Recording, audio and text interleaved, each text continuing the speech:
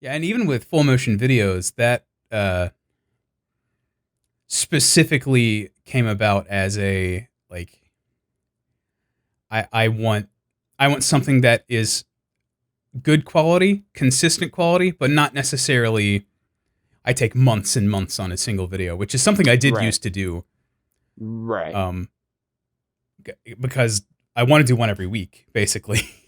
So Sure. it's a format developed like to be easy to make. Yeah, and I think a lot of creators kind of get stuck in the mindset of needing to have something like 100% complete. Like the most recurring thing I pretty much say in this series is, uh,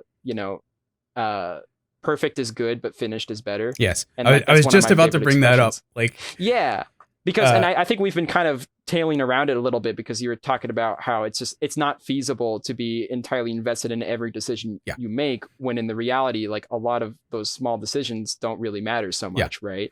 And it doesn't change the content of what you're saying. So it's like, especially when it comes to post production specifically, I think it's important to not get caught in the snag of like this has to be absolutely perfect because very rarely do those projects ever finish, right? yep.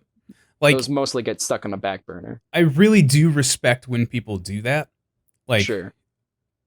people can make some insanely high quality stuff. Yeah. Satchel Drake's made insanely high quality stuff. I don't know if he's still doing YouTube.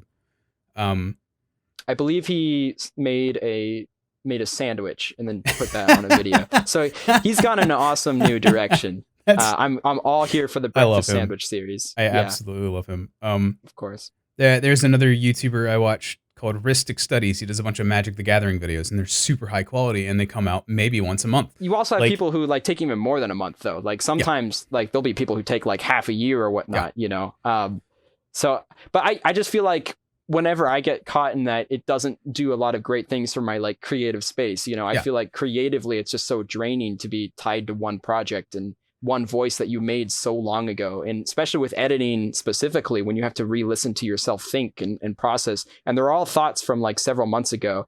I find that just to be not like super creatively healthy. I don't know if you've had similar absolutely. experiences. Like, I, I'm trying to think of like what is there another creative field that people work so long on something that,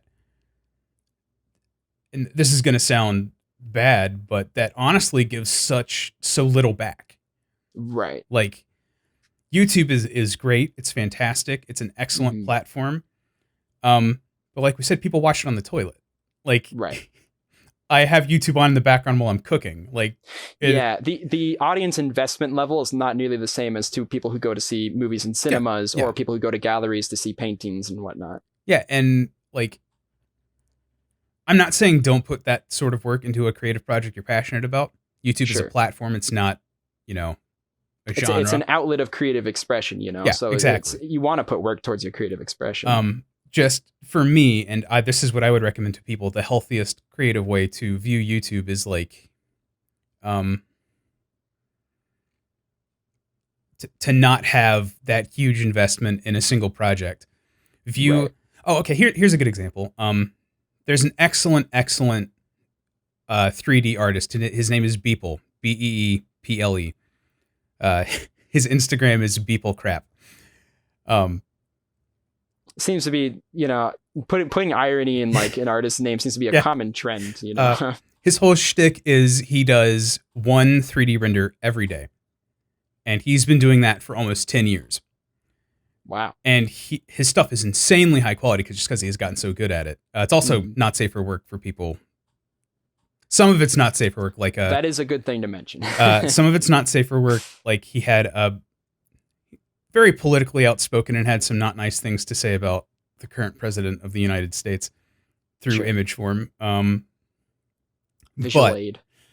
yeah, but I've heard him talk about that project, and he views the whole thing as the project, not the Interesting. single, you know, Right. daily. Picture. Yeah, because the daily stuff he does is like, I can't invest more than an hour or 45 minutes into this because Yeah. it's a thing I'm doing today, and I have to do it Yeah. again tomorrow. The whole thing is the project, not the single piece.